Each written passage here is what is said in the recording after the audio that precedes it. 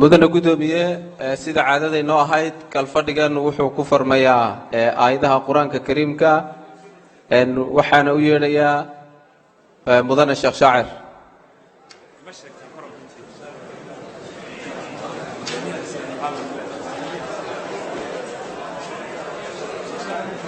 sheekh shaacir mudane sheekh maxamuud macalin yaxye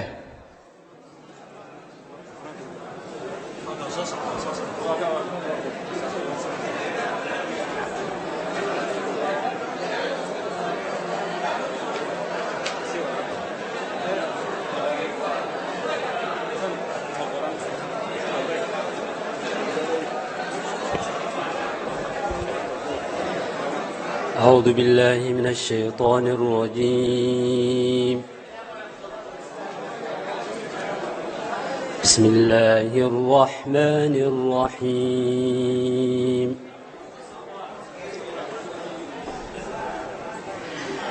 يا أيها الذين آمنوا اتقوا الله وقولوا قولا سديدا يصلح لكم أعمالكم ويغفر لكم ذنوبكم ومن يطع الله ورسوله فقد فاز فوزا عظيما إنا عرضنا الأمانة على السماوات والأرض والجبال فأبين أن يحملنها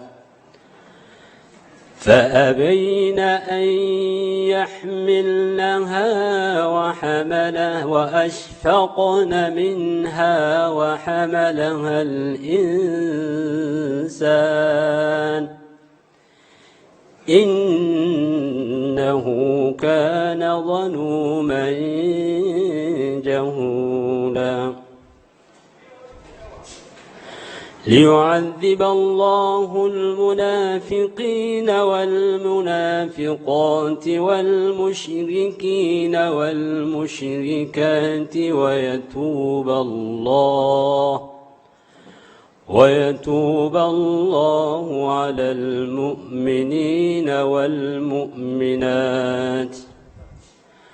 وكان الله غفورا رحيما صدق الله العظيم.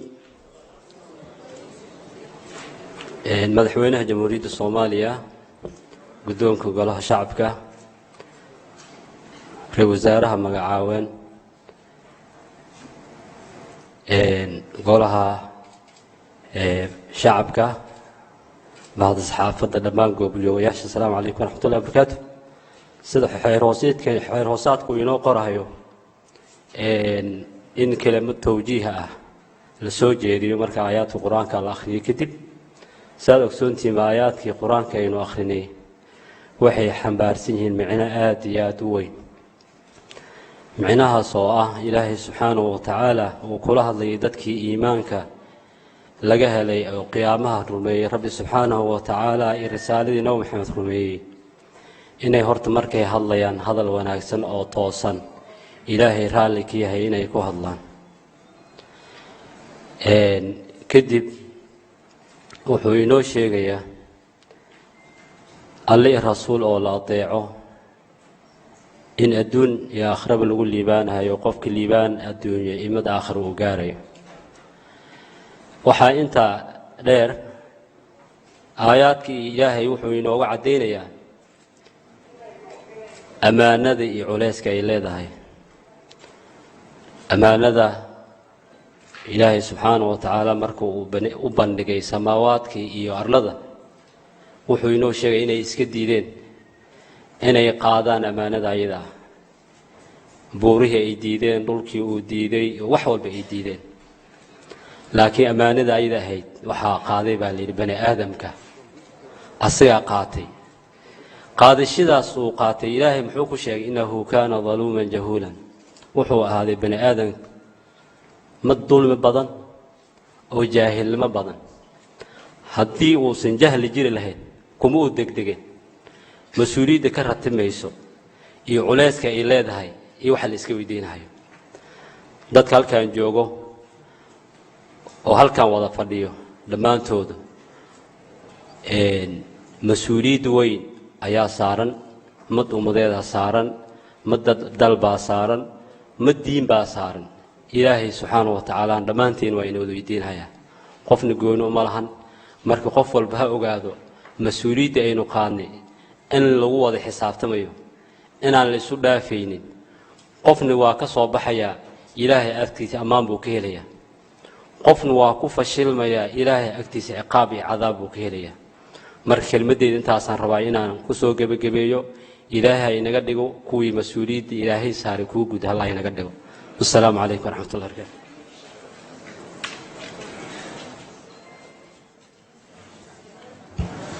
بسم الله الحمد لله والصلاة والسلام على أشرف الأنبياء والمرسلين سيدنا محمد وعلى آله وصحبه أجمعين maanta ay taariikhdu tahay 23 bisha sagaalaad 2020 kalfadhiga toddobaad kulankiisii gaarka ah ee saddexaad kooramka golaha shacabka waa 210 xildhibaan ajandaha kulanka gaarka ah soo dhaweynta madaxweynaha jamhuuriyadda federaalka Soomaaliya jeedinta codsiga madaxweynaha jamhuuriyadda federaalka Soomaaliya ee ku saabsan ra'iisul wasaaraha magacaaban mudane Maxamed Xuseen Rooble maanta waxaan leenahay laba kulankan hore waa kulan gaar ah kulankii saddexaad ee gaarka ah kulan walba iskiisa ayaan ajandaa u ansixin doonaa marka hore waxaan ku hormaraynaa kulanka gaarka ah ajandaha aan u codayno aad iyo aad u mahadsantihiin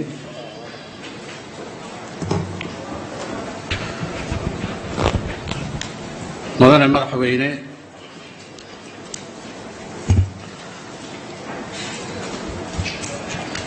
golaha shacabka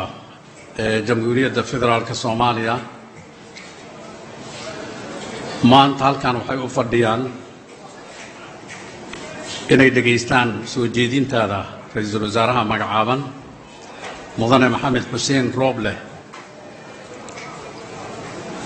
waxaan kugu soo dhaweynayaa waxaan soo dhaweynayaa madaxweynaha jamhuuriyadda federaalka Soomaaliya inuu soo jeedintiisa uu u jeediyo golaha shacabka mudane madaxweyne soo dhawow بسم الله الرحمن الرحيم بسم الله الرحمن الرحيم قدومك قولها شعبك قدوميها محكمة السريع رئيس وزراء مقعابا حلبانا قولها شعبك تليها عيدا كبوليسك يا بعض الصحافة وحنكو السلام عليكم ورحمة الله وبركاته مركو هوري الله محله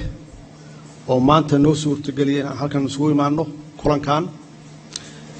waxaan rabaa inaan ka iraahdo kelmado kooban oo aan halkan rabaa inaan ka soo jeediyo ujeedka kulankan ama ajandaha wuxuu yahay codsi aan idin soo diray oo aan idinka codsanayo in la ansixiyo ra'iisul wasaaraha magacaaban Maxamed Xuseen Rooble inuu noqdo مسؤولية قاضو رئيس وزراء دولة فدرالك الصومالية مدن محمد حسين روبلي ومواد صوماليات وواي أرقة وقونيهنا وودنية دي سوء أكثر رئيسه وأنكو آمين كرو حلك وحان نكعد سنة أيام مركة قدهان اللي معنا شرفت له إن هذه لقادان oo aad ansixisaan maanta hadduu ilaahay yidhaahdo. waxaa ra-iisul wasaaraha laga rabaa inuu soo dhiso xukuumad taya leh oo runtii ka qaadi karta meesha dalka uu joogo, reformkii iyo waxa la wixii ka shaqeynaynay hore u wadi karta. ilaahayna waxaan ka baryaynaa inuu hawshaas u fududeeyo. waa mahadsantihiin. wasalaamu calaykum waraxmatullahi wabarakaatu.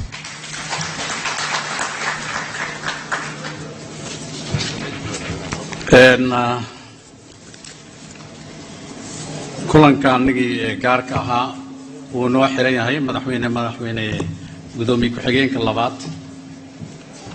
intaan ka dhamaysanayna shaqada anada kale meel aad nagu sugintid ayuu ku geyn doonaa qamasanta.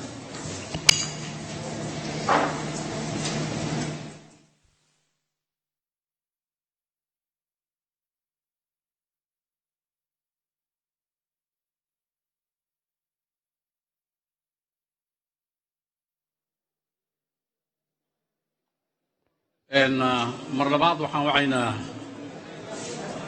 maxamuud maalin yaxye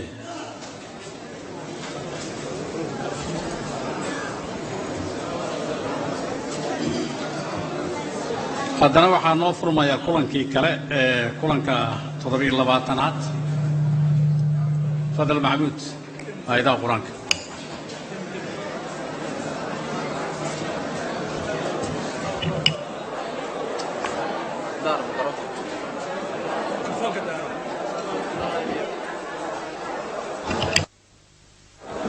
oo xogaa sawaxanka inta aayadaha qur-aanka. أعوذ بالله من الشيطان الرجيم.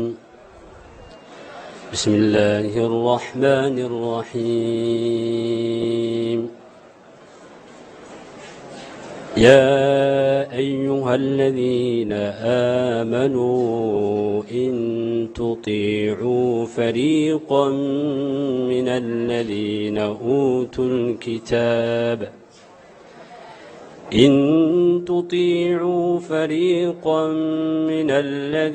أوتوا الكتاب يردوكم بعد إيمانكم كافرين. وكيف تكفرون وأنتم تتلى عليكم آيات الله وفيكم رسوله ومن يعتصم بالله فقد هدي إلى صراط مستقيم. يا أيها الذين آمنوا اتقوا الله حق تقاته ولا تموتن إلا وأنتم مسلمون. صدق الله العظيم.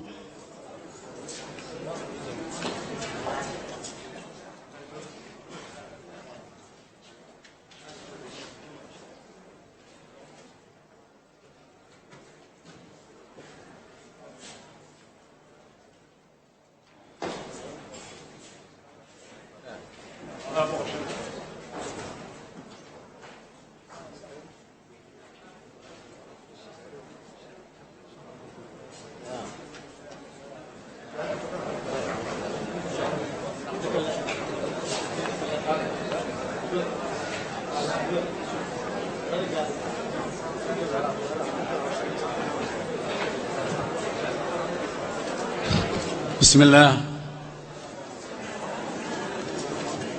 الحمد لله والصلاة والسلام على أشرف الأنبياء والمرسلين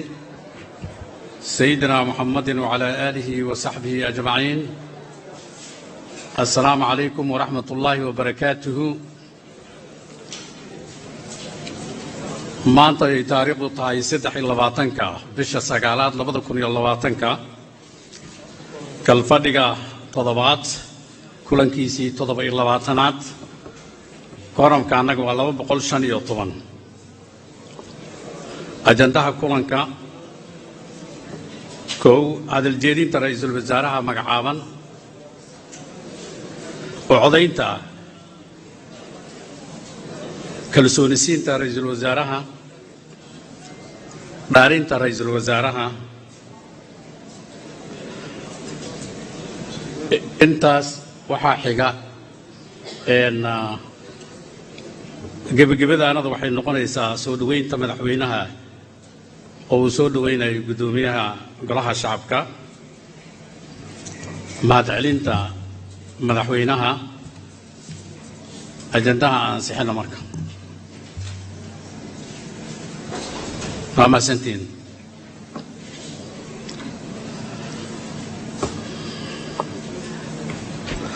waxaan soo dhaweynaynaa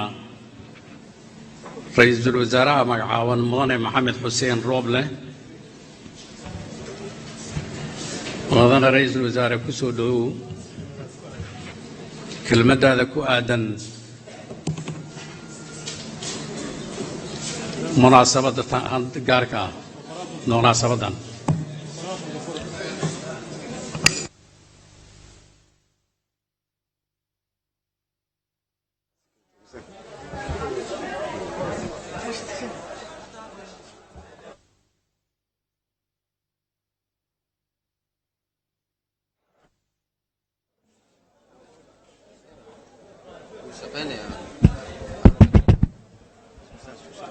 Okay.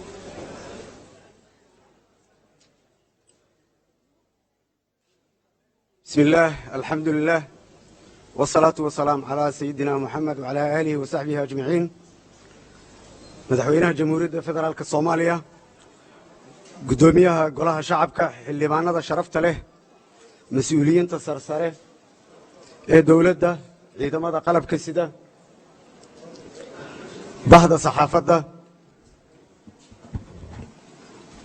bahda saxaafadda marti sharafta kala duwan iyo dhammaan shacabka Soomaaliyeed meel kasto ay joogaan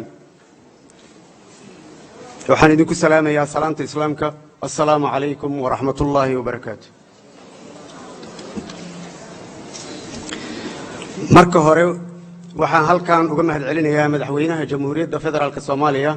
mudane maxamed cabdullaahi farmaajo kalsoonidii uu igu magacaabay ra'iisul wasaaraha jamhuuriyadda federaalka Soomaaliya 17kii bishan September 2020 ina siiyay fursadan qaaliga ah oo aan maanta idinku hor imid sidoo kale waxaan u mahadcelinayaa guddoonka baarlamaanka iyo xildhibaanada sharafta leh oo ii ogolaaday in aan hortooda imaado maanta si aan u weydiisto codkooda kalsoonida iyagoo matala dhammaan shacabka Soomaaliyeed meel kasto ay joogaan gudaha iyo dibadba mudanayaal marwooyin hawlaha ugu horeeyo ee aan mudnaanta siin doono hadduu Allah ii idmo markaad kalsoonidiina isiisaan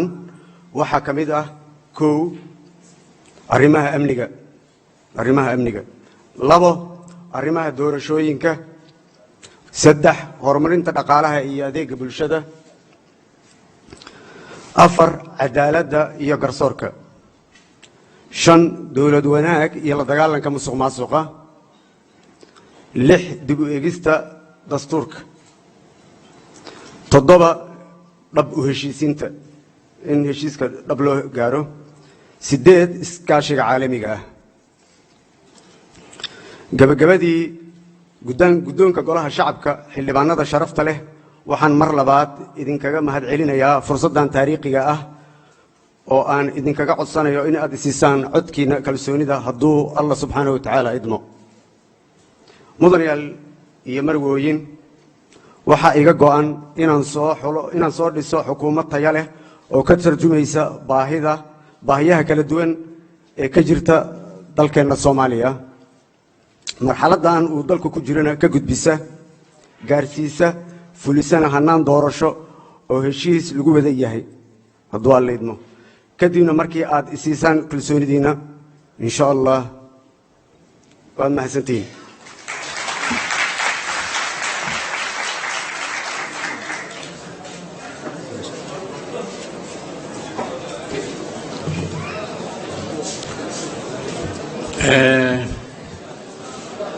waxaan u gudbaynaa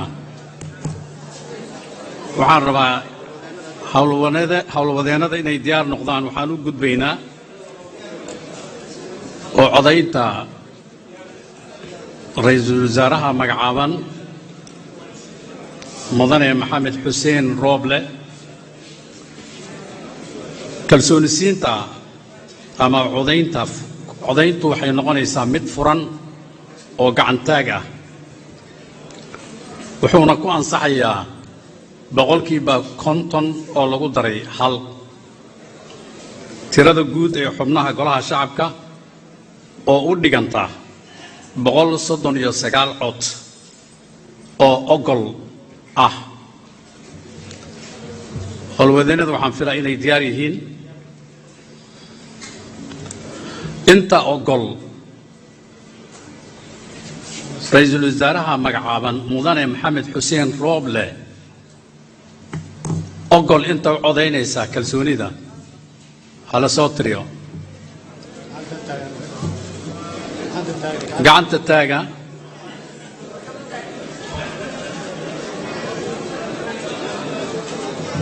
hala soo tiriyo. hala dejiyo. yaa diidan?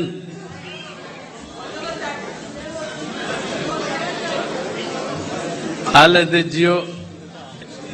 yaa ka aamusay?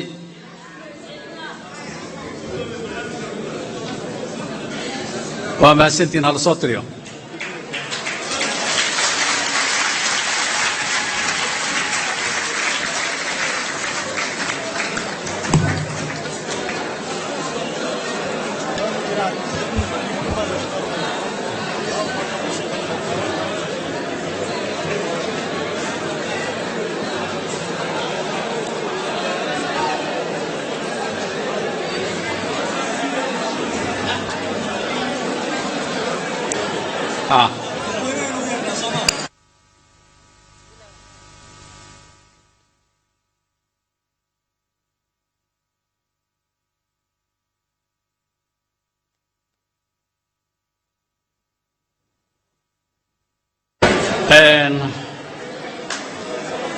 xildhibaanada sharafta leh,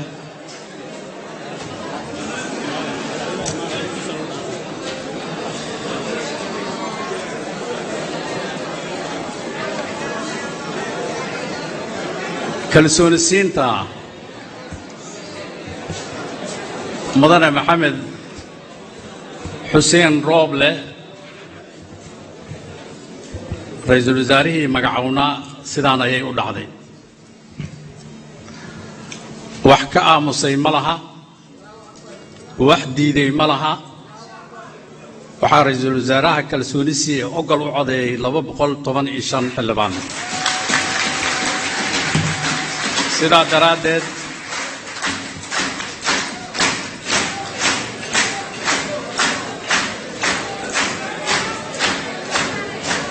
sidaa daraaddeed ra'iisul wasaaraha xukuumadda federaalka Soomaaliya wuxuu ku guuleystay kalsoonidii 215tii xaadirka ahaa. sidaasuu saax ku yahay. waxaan u yeeraynaa madaxweynaha.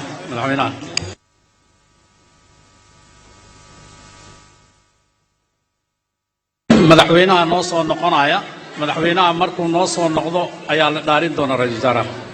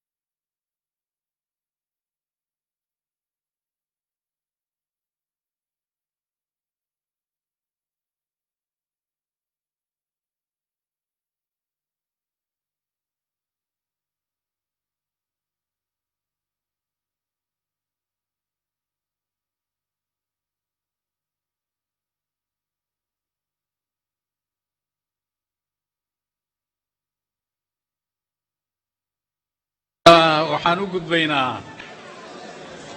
dhaarintii aan u gudbaynaa waxaa halkan jooga guddoomiyaha maxkamadda sare waxaan soo dhawaynaynaa guddoomiyaha maxkamadda sare si uu u dhaariyo ra'iisul wasaaraha mudane maxamed xuseen rooble ra'iisul wasaarahana soo istaago si uu u dhaarto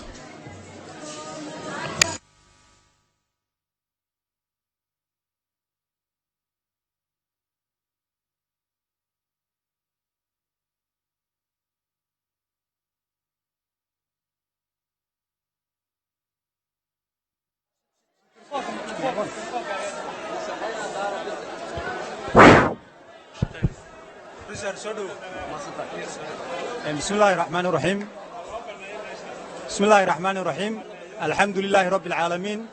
والصلاة والسلام على رسول الله سيدنا محمد وعلى آله وصحبه وسلم مدحوينها جمهورية فدرالك الصومالية شرقدونك قولها شعبك الصومالية رئيس الوزراء عصوب حكومة فدرالك الصومالية ضمان حلبانا قولها شعبك الصومالية السلام عليكم ورحمة الله وبركاته مركز كوباد وحن همبليو يدعى ودير رئيس الوزراء عصوب maanta golaha shacabka federaalka Soomaaliya uu meel mariyay insha Allah taala waan ugu ducaynaynaa xilka inuu Allah u fududeeyo waxaan u gudbaynaa dhaartii ra'iisul wasaaraha insha Allah taala waxaan ku dhaarin doonaa dhaarta uu jideeyay qodobka 104 ee dastuurka jamhuuriyadda federaalka Soomaaliya waxaan akhriyi doonaa mudane ra'iisul wasaare dhaarta qodobkaasi ku qoran waxaana iga daba akhriyi doontaa insha Allah taala sidan u akhriyo insha Allah taala waxaan ku dhaaranayaa magaca Ilaahay waxaan ku dhaaranayaa magaca Ilaahay inaan xilkayga u gudanayo si daacad ah oo danta dalka dadka diintu ku jirto dhowrana dastuurka qaranka iyo shuruucda kale oo dalka u yaala wabillahi tawfiiq assalaamu calaykum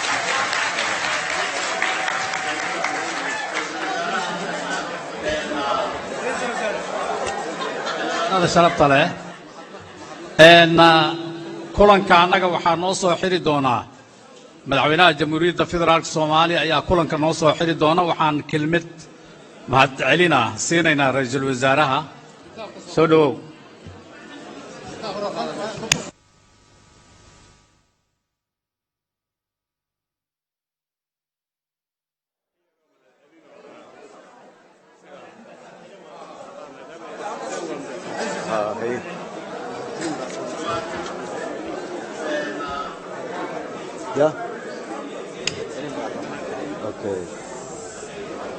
ra'iisul wasaaraha waxaan ka rabnaa kaliya kelmad mahad celina inuu ka horjeediyo golaha shacabka kulanka anaga waxa noo soo xiri doona madaxweynaha jamhuuriyadda federaalka Soomaaliya waa kelmad gaaban